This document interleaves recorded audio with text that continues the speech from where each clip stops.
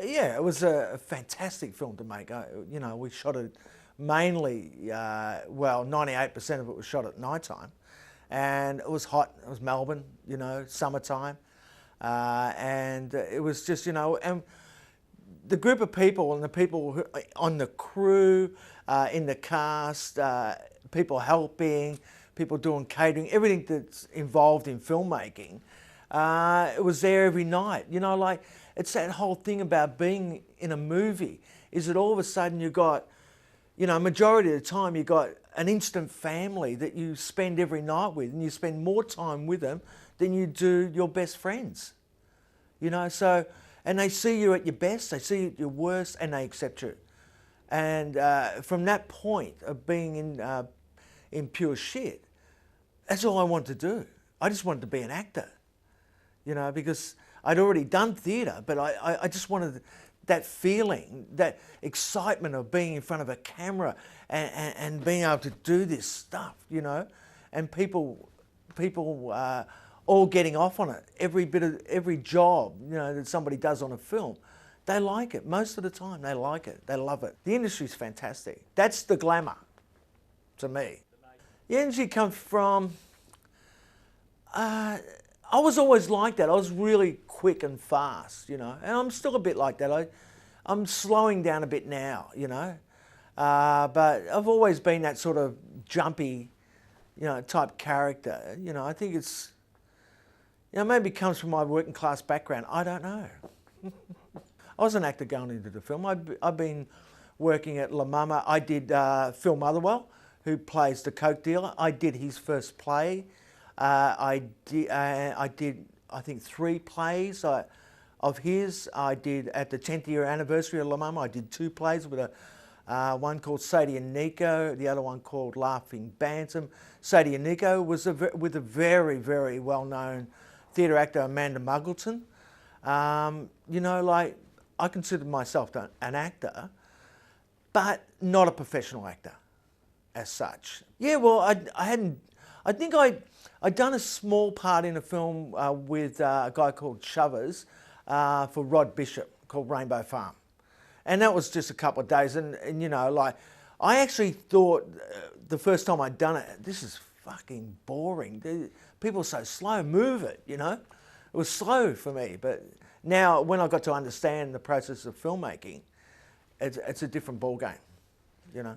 I think maybe that's why Bert come and got me, because I had a sort of known history. A friend of his, a filmmaker called Robin Laurie, had taken me off the streets because she worked for the Buoyancy Foundation, and she'd taken me off the streets because she was afraid for me. I was like, at that stage I was like 18 years old. It was 1970.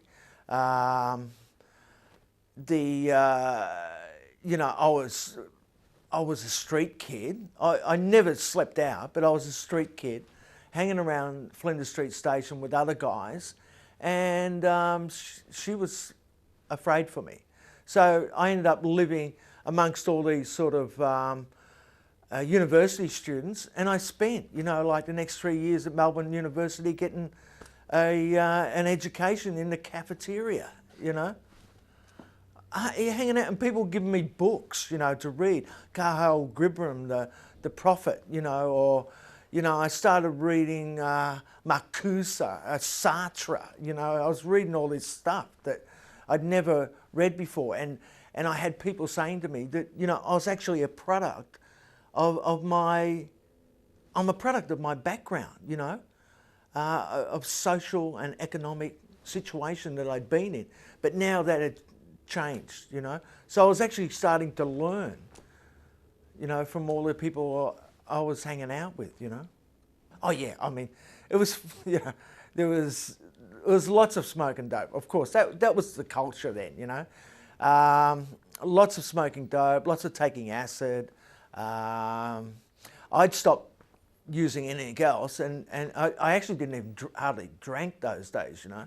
There was a lot of pot smoking going on, because it was a lot different in those days than it is in these days, because what you get these days is that hydroponic crap, and in those days we got stuff that was, you know, homegrown, and we spent most of our life laughing. You know, you have a joint and you eat a loaf of bread with Vegemite and butter on it. It was, you know, that's what you did. Or you'd go down and get a pizza, or you go to Il Gambero in Lygon Street and get a sweet calzone because it was all cheese and sugar. You know, it was. I remember going into Il Gambero, and there was about 5 people, and they were off their faces. You know, completely. Everybody was ordering a sweet pizza, and you just look at them and, "Hi, man. God, man. It's good, isn't it, man?" You know, that's what it was like. It was fun. We were bulletproof, you know. There was a lot of sex happening in Melbourne in those days. I think, if I remember correctly, there's a little anecdote here. Bill Garner put up a fuck chart at the Pram Factory, and everybody's name was on it with arrows pointing everywhere. It was fun.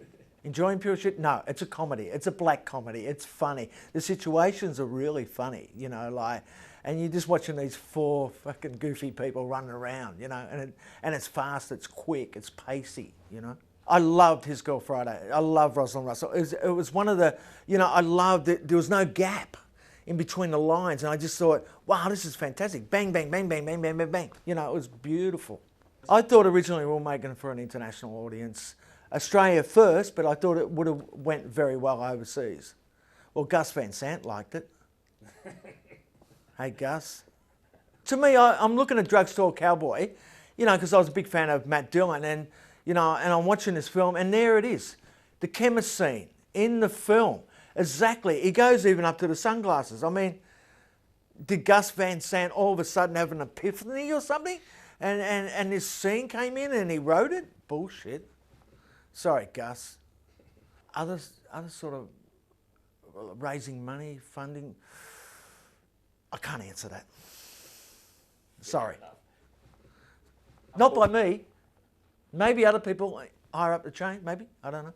I think they were, because of what the Buoyancy Foundation stands for, is keeping people afloat, you know, and that's what we're trying to show, actual using addicts in a different light. Couldn't do. Yes, I hate to say this, but I would have liked to have gone home with Jerry. Who'd I go home with?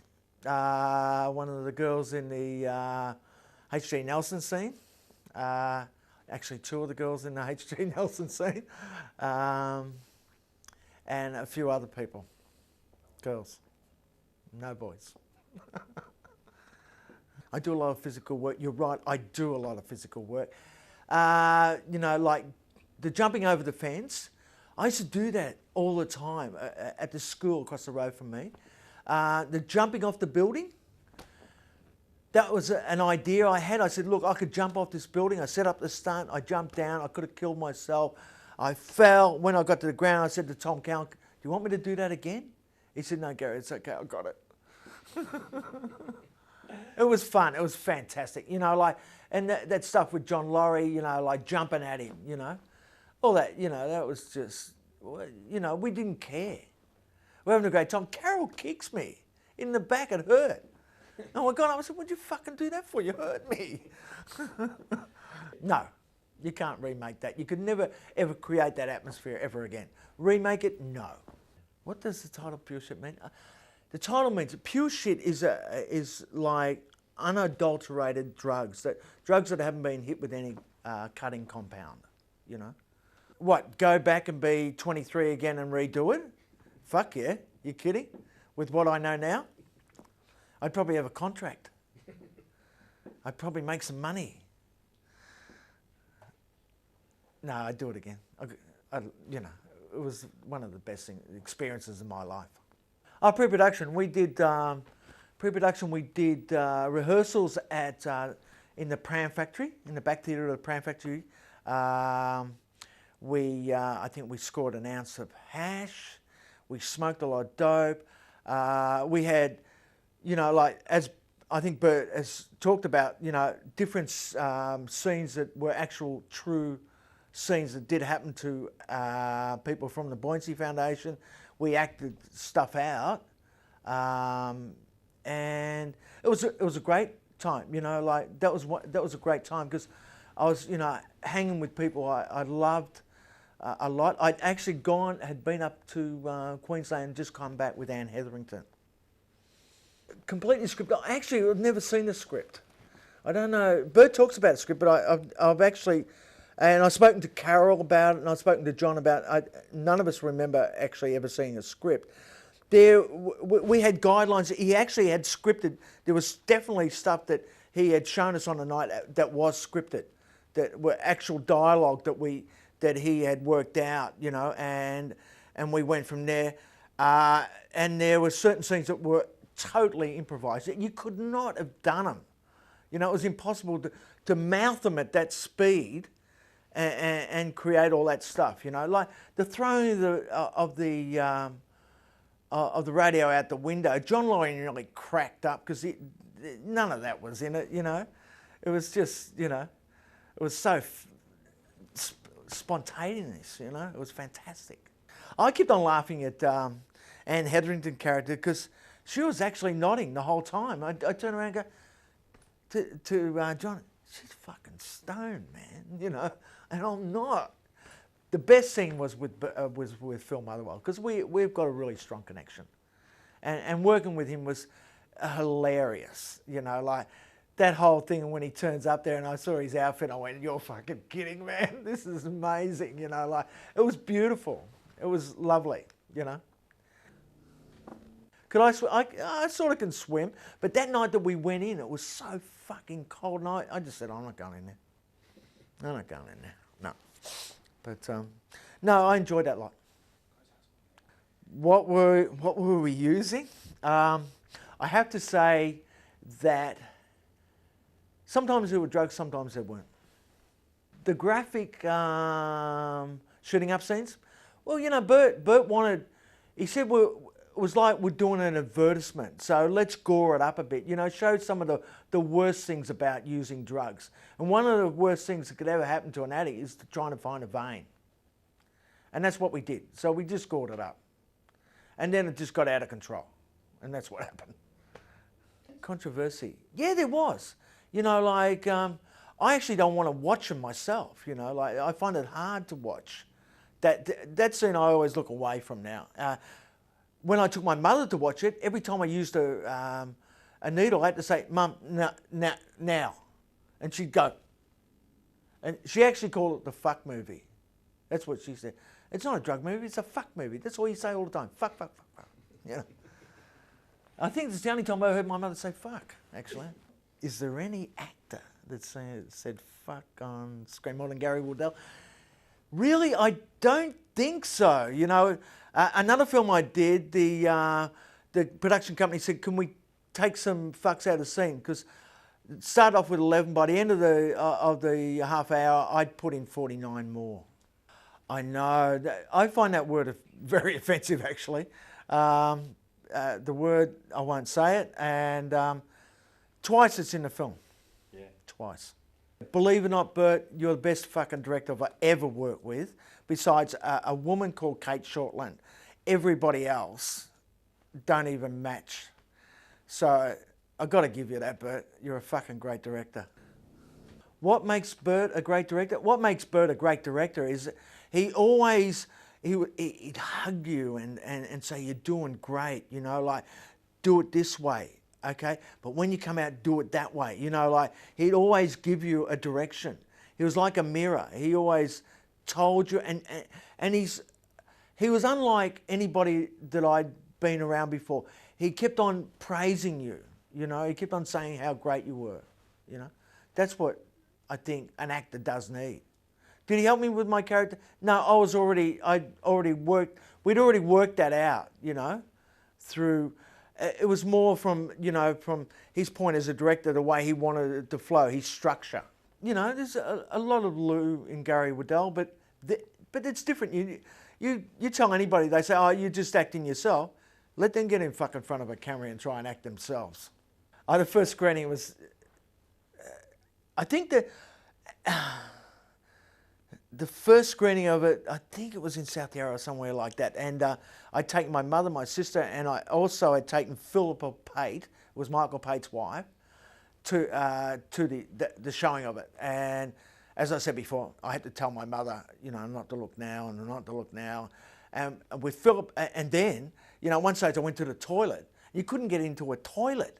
There was every junkie in the fucking world in there, you know, like everybody saying, you got any dope, man? You got any dope? You know, fucking, mate, I'm trying to watch a film with my mother. Give me a break. You know, it was funny. And then Philippa Pate, when the film ended, all she wanted to do was fucking promote me. You know, she was my agent. She was great. I loved her dearly. Her and her husband and her son. They cracked up. It was so funny. It is. It's a great, it's one of the best black comedies ever made in this country, bar, I don't know, anyone is that good, you know. Well, actually, you know, like, has Pure Ship helped my career? It's definitely helped my career. It put me on, you know, up there. I got filmed straight away afterwards. I did Oz, I did FJ Holden, I did In Search of Anna, I did Stir. You know, all those films came because of Pure S. You know, and it was teaching me a craft. I was learning all the time. You know, it helped me. People still talk about Pure Shit. You know, they still do. Having no credits on it, I wasn't happy. Because I think, you know, like everybody in that film, right down from the producer, the director, the actors, they need to have recognition for it. They do. You know, I'd love, you know, I'm going to be so happy that there's going to be credits on it. I'm going to be happy for Carol, Anne, and John Laurie, you know, and anybody else that worked on the film, you know, that we can name. They deserve it. It's theirs. This is an ensemble piece. That's it, you know. It's not Bert's. It's not mine. It's not it's not Bob's. It belongs to all of us. A sequel. I remember I was walking down in Double Bay, and I had this pram of this ex-girlfriend of mine because her boyfriend was away at the time, and I was just helping her with walking down Double Bay with a pram. Sandy Goodman, who's better known as Ostentatious, yells out, "Hey, Gas, it's a long way from Pure Shit, mate." You know, and he's right. Here I am being, you know, like, I don't know what I was, you know, like, but I'm this guy walking around in Double Bay, you know, and it is a long way from Pure Shit, you know. I actually didn't think, honestly, did I expect it to influence? I had no idea. I was too young. I was too immature. Australian film history. In Australian film history, it's probably one of the top, it'd be in the top 50, without a doubt. It'd have to be. I know it's in the top 100, so I'd say it's probably in the top 50. I am a father. I've got a 17-and-a-half-year-old daughter called Phoenix. I've got a beautiful wife called Louise. And I hope when they see it, like when my daughter sees it and all her friends see it, they go, you know, and try and pick up the subtle little hints like, don't take hard drugs, please. Because that's every parent's worst nightmare. The child to be killed in a car crash or to OD from drugs. They're the two things. I am so grateful that I actually got the opportunity to do such a, you know, a fantastic film. And I really, really hope that somebody gets something for them, at least get a fucking laugh out of it, eh?